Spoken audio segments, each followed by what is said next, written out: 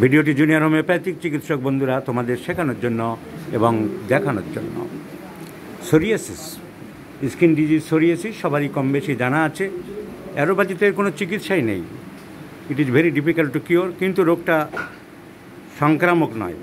একজনের থেকে যে আরেকজনের হবে, যারা জানো না তাদের জানানোর উদ্দেশ্যে এবং সাধারণ মানুষ যারা আমার ভিডিওগুলো দেখে থাকেন তাদেরকে অবহিত করছে এই রোগটি কিন্তু ছোঁয়াচে নয়।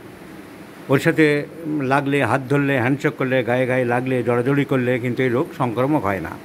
এটা স্কিনের একটা ভিতর থেকে, একটা বাঁধাকপির পাতা যেমন প্রত্যেকবারে উঠে কুঁকড়ে যাবে, এর ভিতর থেকে স্কিনের যে লেয়ার, সুপারফিশিয়াল যে লেয়ার, সেই লেয়ারগুলো আস্তে আস্তে কুঁচকে যায়। এই যদি একবার একটা উঠে যায় আবার একটা হবে, আবার উঠে যাবে, এই স্বভাবটাই হয়। স্কিনের ভিতর থেকে এই স্বভাবই চলছে আর কি। তো এই সোরিয়াসিস সম্বন্ধে আমি অনেকবার দেখিয়েছি, অনেক আলোচনা করেছি। অ্যালোপ্যাথিতে যেহেতু চিকিৎসা নেই, আমাদের ওষুধে অনেক উন্নতি হয়। I personally myself cured many cases, অনেক কেস উন্নতি করেছি। কিন্তু আমাদের কোনো ফিক্সড মেডিসিন নেই। হোমিওপ্যাথি ডাক্তাররা সে ফিক্সড মেডিসিন দিতে গিয়েই বিপদে পড়ে। কেউ সালফার দিচ্ছে, কেউ মার্কসল দিচ্ছে, কেউ আর্সেনিক আয়োড দিচ্ছে। বই লেখা আছে থেরাপিউটিক বইগুলোতে, সোরিয়াসিসে এই ওষুধ দাও। ওই জিনিস করতে গেলেই হোমিওপ্যাথিতে বিপদ। আর এই বিপদ হয়, এই জিনিসটা আর্টিস্টিকভাবে একটা ওষুধ চয়েস করতে হবে, যেটা পারে না বলে হোমিওপ্যাথিতে সবাই সাফল্যের চাবিকাঠি হাতে পায় না।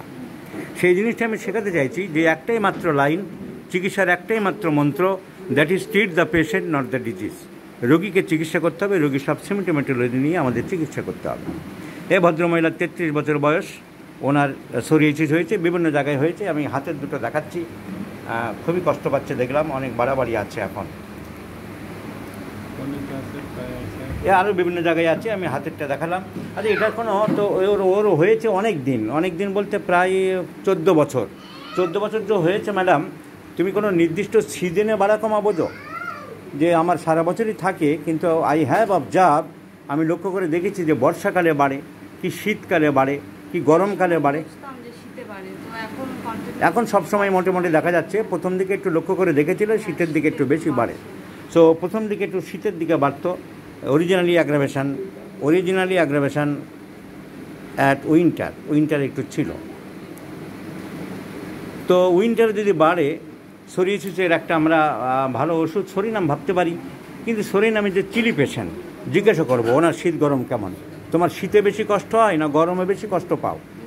গরমে বেশি কষ্ট পায়, কন্ট্রাইন্ডিকেট হয়ে গেল সরিনাম যদি একটা মেন সিমটম, যেটা ওষুধের অরিজিনাল সিমটম, যে খুব চিলি পেশেন্ট, তা যদি না হলো, তাহলে সরিনাম আমরা ভাবতে পারছি না।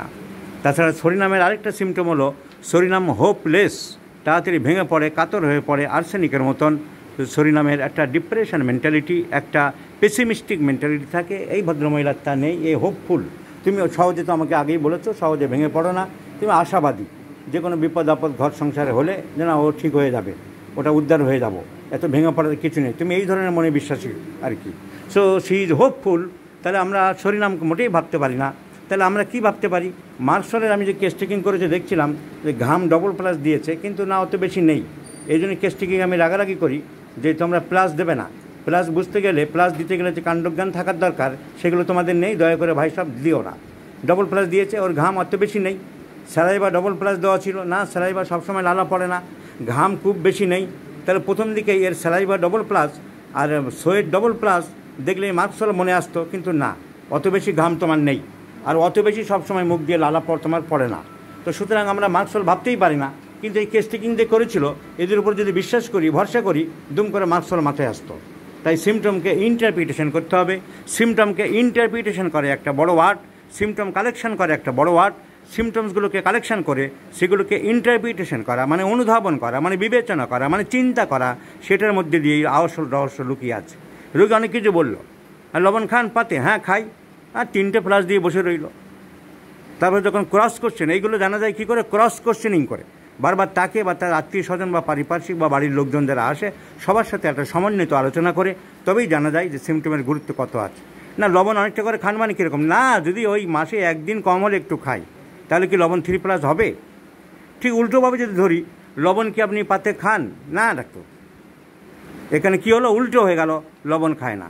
আপনি লিখলেন লবণ খায় না।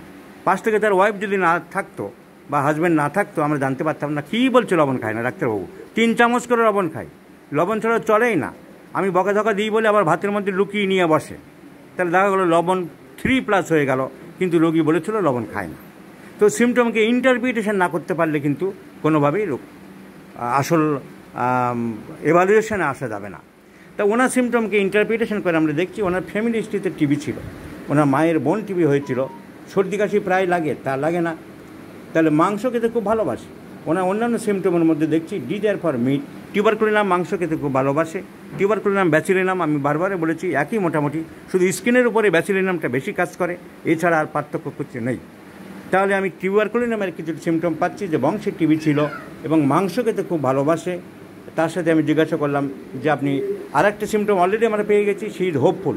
টিউবারকুলিনাম একমাত্র মেডিসিন যে খুব হোপফুল, আশাবাদী, সহজে ভেঙে পড়ে না, পেসিমিস্টিক নয়, অপটিমিস্টিক। তাহলে আমি 3টে সিমটম টিউবারকুলিনামের পেলাম। আর একটা জিজ্ঞাসা করলাম আপনি কি বেড়াতে ভালোবাসেন, সে উত্তরে আপনি কী জানালেন না বেড়াতে আপনি মোটামুটি ভালোবাসেন। সো ট্রাভেলিং ডিজায়ার 2 বা কসমোপলিটন মেন্টালিটি। তাহলে আমি পেয়ে গেলাম টিউবারকুলিনাম অনেকগুলো symptom, and Bacillinum is more indicated in skin disease than tuberculinum. So I have selected my friends Bacillinum, and Bacillinum in 50 millisiemen scale of potency, 1, 2, 3, 4 consecutively, one after another. I have given once daily in the morning in empty stomach. Let's see the result. I shall share you my friends. Madam আপনাকে অসংখ্য ধন্যবাদ। আপনার permission ছাড়া তো আমি video করতে পারি না। ডাক্তারদের শেখানোর জন্য আপনি যে এতটা সহানুভূতির হাত বাড়িয়ে দিয়েছেন, সেজন্য আপনাকে অসংখ্য ধন্যবাদ জানাই।